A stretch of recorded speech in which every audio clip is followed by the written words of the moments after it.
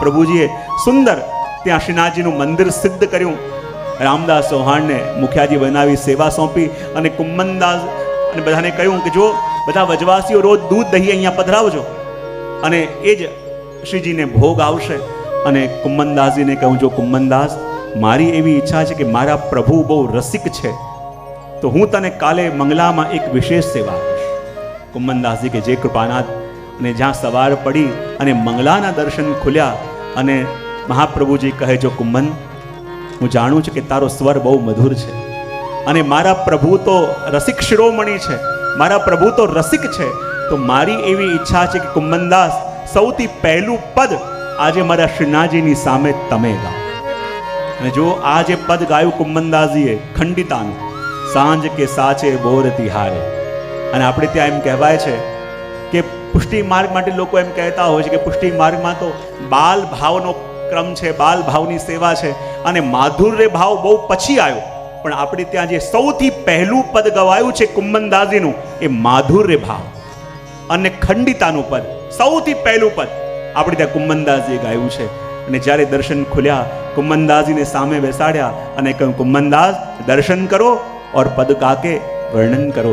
અને ત્યારે કુંમનદાસજીએ ગાયું, સાંજ કે સાચે બોર તિહાર. એનું શ્રવણ આપણે કરીએ, કારણ કે આ પુષ્ટિ માર્ગનું છાપનું સૌથી પહેલું પદ કે જ્યારે પ્રભુ કોઈ એક સખીને કહીને ગયા છે કે હું તારે ત્યાં આવીશ, એ આખો દિવસ પ્રતીક્ષા કરતી રહી, પણ પ્રભુ ગયા કોઈ બીજી સખીને ત્યાં.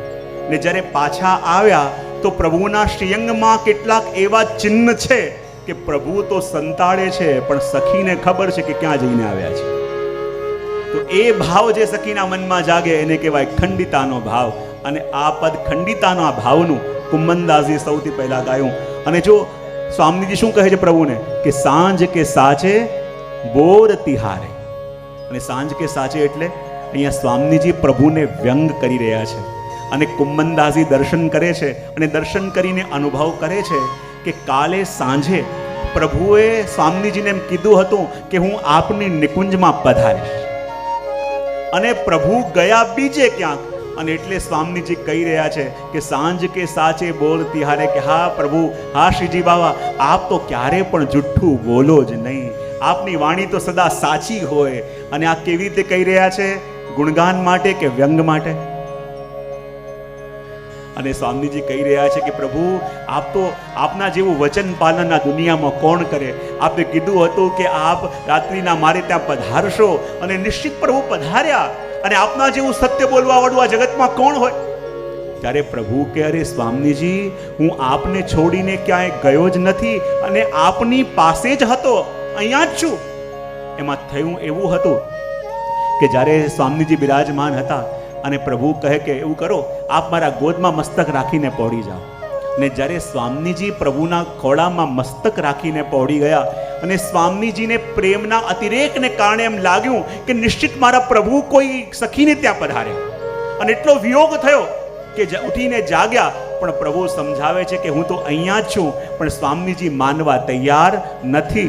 અને એક એક પ્રમાણ સ્વામીજી આપે છે કે આપ બીજે ક્યાંક જઈને આવ્યા છો. અને આગળ વર્ણન કરતા કહે છે, જો આપની આંખો જુઓ, જો આપના નેત્ર જુઓ. પ્રભુ કે ક્યાં જુઓ? બોલે દર્પણ બતાવ્યું. જો નેત્ર કેવા લાગી રહ્યા છે? બોલે એવા અરુણ અરુણ નેત્રો છે, એવા લાલ લાલ નેત્રો છે, જાણે આખી રાત્રિ આપ સૂતા નથી. પ્રભુ કે એ તો હું કહું છું, જ્યારે આપ મારા ખોળામાં મસ્તક રાખીને પહોંચતા હતા અને અચાનક આપને એવો વિયોગ જાગ્યો કે હા કૃષ્ણ કહીને આપ મૂર્છિત થઈ ગયા. અને માટે આખી રાત હું આપને પંખો કરતો રહ્યો, માટે મારી આંખો લાલ છે. સ્વામીજી કે હું માનવા તૈયાર કે આપ પ્રભુ હંમેશા નીલાંબર ધરો કે પિતાંબર? ત્યારે પ્રભુએ શું ઉત્તર આપ્યું હશે? અને જો પ્રભુ આપ પિતાંબર ધરો છો તો આપના શ્રીઅંગમાં જુઓ હમણાં શું છે? પ્રભુ કે નીલાંબર. ને એ કેવી રીતે આવું જાણો છો? બોલે કેવી રીતે? બોલે આપ સવારે સવારે આપને લાગ્યું કે સ્વામીજી પ્રતીક્ષા કરતા હશે અને જલ્દી આપ ઉઠીને ભાગ્યા તો પોતાનું પિતાંબર ભૂલ્યા અને કોઈનું બીજાનું નીલાંબર ઓઢીને આપ આવી ગયા છો. અને એટલે હું આપને કહું છું પ્રભુ કે જુઓ, સાંજ કે સાચે બોર તિહારે. ત્યારે પ્રભુ કેવી વાત નથી? જુઓ, જ્યારે આપ મૂર્છિત થઈને ઢળી પડ્યા હતા અને હું મારા પિતાંબરથી આપને પંખો કરતો હતો, તો એ મારું પિતાંબર આપની પાસે આવી ગયું અને આ નીલાંબર બીજા કોઈનું નહીં, એ આપનું જ છે. પણ પણ સ્વામીજી માનવા તૈયાર નથી. પણ આગળ કુંમનદાસજી જાણે સાક્ષી પુરાવતા હોય એમ કહે છે કે જુઓ, એમ ભલે પ્રભુ ક્યારેક ક્યારેક ખોટું બોલી દેતા હોય, પણ આજે સ્વામીજી આ પ્રભુ બિલકુલ સત્ય બોલે છે અને આપની નિકુંજમાંથી આપને છોડીને બીજે ક્યાંય ગયા નથી. તો એની ખાતરી આપતા કુંમનદાસજી આગળની અંદરથી શ્રી મહાપ્રભુજી બોલ્યા કે જો કુંમનદાસ, તારા કેવા ભાગ્ય, કુંમનદાસ તારા ઉપર શ્રીજીની કેવી કૃપા કે તને સીધું માધુર્ય ભાવનું દાન શ્રીજીએ કરી દીધું છે. તારા ઉપર અહો ભાગ્ય, આજે પ્રભુની એવી કૃપા કે તને આ માધુર્ય ભાવનો પરિચય થયો, તને પ્રભુની અંતરંગ લીલાનો પરિચય થયો. માટે એ જ આશીર્વાદ આપું છું કે શ્રીજીની સદા આ માધુર્ય લીલાની અંદર અને માધુર્ય રસની અંદર જ છકેલો રહેજે. અને કુંમનદાસજીએ એટલે જ હંમેશા યુગલ ગીત, યુગલ સ્વરૂપના જ અને માધુર્ય લીલાના જ વધારે પદો ગાયા. એમણે પલના ઇત્યાદિ બહુ ગાયા નથી, કારણ કે માધુર્ય ભાવનું દાન એમને થયું. અને મહાપ્રભુજી તો પછી આગળ પરિક્રમા પૂર્ણ કરવા માટે પધાર્યા અને કુંમનદાસજીને કહીને ગયા કે જો મારા શ્રીજીને એકલા પડવા દેતો નહીં, આ મારું સર્વસ્વ છે અને હું તને સોંપીને જાઉં છું. અને તને તો પ્રભુએ માધુર્ય ભાવનું દાન કર્યું છે, તું પ્રભુની બધી લીલાઓને જાણે છે અને પ્રભુએ તને સખ્ય ભાવ પણ આપ્યું છે. અને જ્યારે શ્રીનાથજી બાબા અને હવે તો મહાપ્રભુજીને સોંપીને ગયા એટલે શ્રીનાથજી બાબા રોજ બપોર થાય અને અનવસર પછી પધારે અને કહે ચલ કુમરા મેરે સંગ. અને કુંમનદાસજી કે પ્રભુ આજે ક્યાં? બોલે ચલ, જે લીલા સારસ્વત કલ્પમાં આપણે કરતા હતા તો પછી હવે તું પણ એ જ છું અને હું પણ એ જ છું, તો પછી એ લીલા ફરી કેમ ન થાય? કારણ કે તું પણ બીજો કોઈ નહીં, મારો સખા અર્જુન સખા છે અને બીજું કોઈ નથી, તો ચલ મારી સાથે માખણ ચોરવા. અને કુંમનદાસજીનો હાથ પકડીને અને શ્રીનાથજી બાબા લઈ ગયા એ વૃંદાવનની કુંજોમાં અને ત્યાં જઈને ઊભા રહી ગયા. કુંમનદાસજી કે મારે શું કરવાનું? શ્રીનાથજી કે બરાબર આગળ એક જલનું માટલું લઈને ઊભો થઈ જાય. કુંમનદાસજી કે આ માટલાનું શું કરવું? બોલે જે કરવું હોય હું કરીશ, તું ઊભો થઈ જા. અને કુંમનદાસજી એ જલનું માટલું લઈને ઊભો થઈ ગયા અને થોડી વાર થઈ ને ત્યાંથી વજની એક ગુજરી ચાલતી ચાલતી જતી હતી અને એના માથા પર પોટલી હતી બાતાની. श्रीनाथ કહું अरे गोपी कहाँ जा रही है और कौन है तू? बोले मैं तो गांठोली गांव की हूँ, पाथो मेरा नाम है. बोले कहाँ जा रही है? बोले मारा बाळको खेतરમાં છે તો ખેતરમાં એમના માટે આ ભાતું લઈને જઈ રહી છું. હવે શ્રીનાથજીને પણ બહુ ભૂખ લાગી હતી. શ્રીનાથજી કહે છે તો કામની વસ્તુ પણ એમને માંગીશ તો આપશે નહીં. તો કહેવાય અરે ગુજરી જો તો ખરા કેવી ગરમી છે, કેવી ગરમી છે. અને જો પેલું લીલું વૃક્ષ છે એવું કર, થોડી વાર તું ત્યાં બેસીને આરામ કરી લે અને થોડી વાર આરામ કરી લે પછી આરામથી જજે. બોલે ના ના, મને ઉતાવળ છે, મારો પતિ મારો દીકરો ભૂખ્યા થયા હશે, મારે જલ્દી જવું છે. એ કે અરે ગોપી જો તો ખરા, આટલી ધૂપ છે, તારો રંગ શ્યામ થઈ જશે, એવું કર, થોડી વાર બેસી જા. પેલો કે હું કોઈ વાત માનવા તૈયાર નથી, મારે જવાની ઉતાવળ છે. ત્યારે કહે જો સખી, આટલી ગરમી છે, આટલો તડકો છે, બીજું કંઈ નહીં તો કંઈ નહીં, પણ જરા ઠંડુ જલ લઈને તો જા. હવે જ્યારે ઠંડા જલનું નામ આવ્યું ત્યારે એનું મન ધીમે ધીમે પીગળ્યું. બોલે ઠંડુ જલ હમણાં અહીંયા ક્યાંથી મળે? બોલે સામે જોયા કોણ ઊભું છે? કુંમનદાસજી બિચારા અજાણ્યા માટલું લઈને ઊભા હતા. બોલે કોણ છે? બોલે બહુ મોટા મહાત્મા છે. અને બહુ મોટા મહાત્મા છે અને એવું નિયમ લઈને ઊભા છે કે જ્યાં સુધી કોઈ તરસ્યાને જલ ન પાવે તો એ ભોજન કરતા નથી. બિચારા કેટલા દિવસથી ભૂખ્યા ઊભા છે. એવું કરતું જા, એમના હાથનું જળ લે તો પછી બિચારા એમનું પણ કામ થાય, તારું પણ કામ થાય. અને પ્રભુ કે ચિંતા ન કર, આ તારી જે પોટલી છે ને માથાની, એ અહીંયા બાજુમાં મૂકી દે. એ પોટલી ખોલી અને એમાંથી 2 રોટલી કાઢી લીધી અને જ્યારે જલ પી લીધું અને પછી શ્રીનાથજી બાવા કહે જો સખી, આ તારી પોટલી મેં વાંદરાઓથી બચાવીને રાખી હતી, લે હવે આ પોટલી લઈ જા.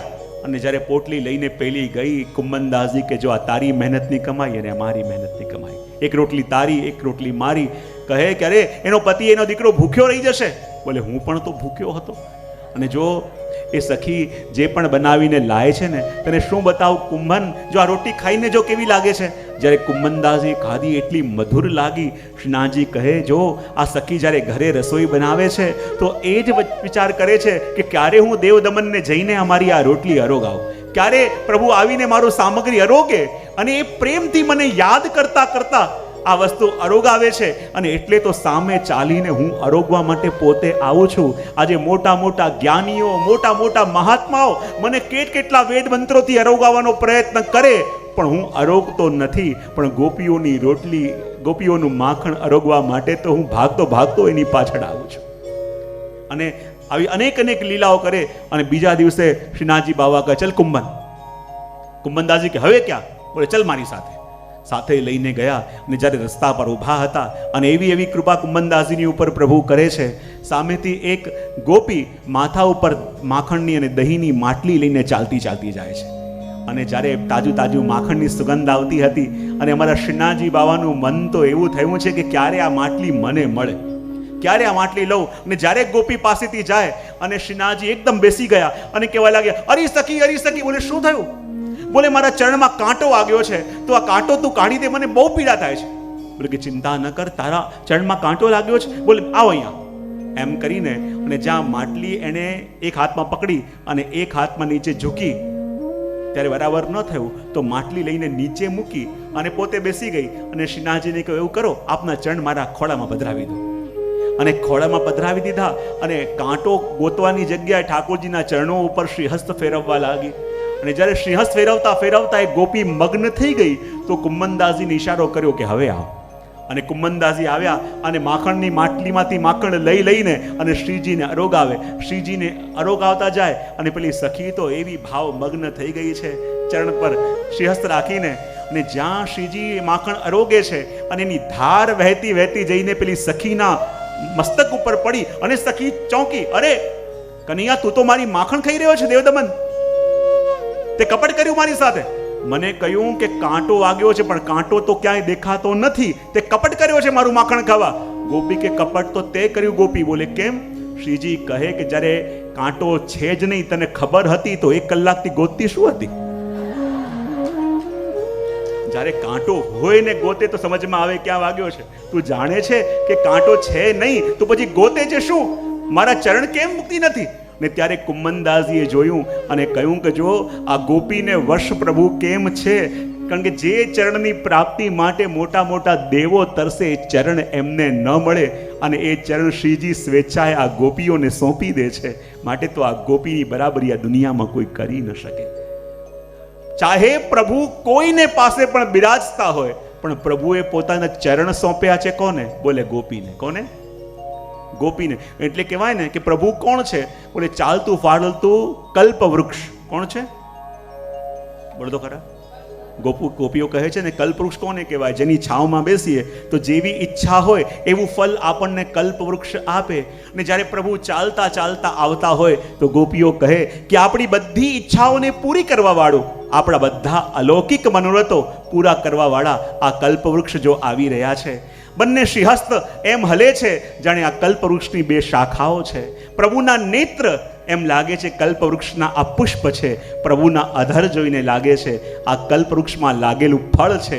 અને જ્યારે પ્રભુના ચરણને જુએ તો એમ લાગે કે આ કલ્પવૃક્ષના મૂળ છે. પ્રભુ એમના બનીને રહ્યા. અને એક એક કરતાં કરતાં આ દિવસો વીતવા લાગ્યા અને પ્રભુ ખૂબ અલગ અલગ લીલાઓનો અનુભવ કુંભનદાસજીને કરાવી રહ્યા છે.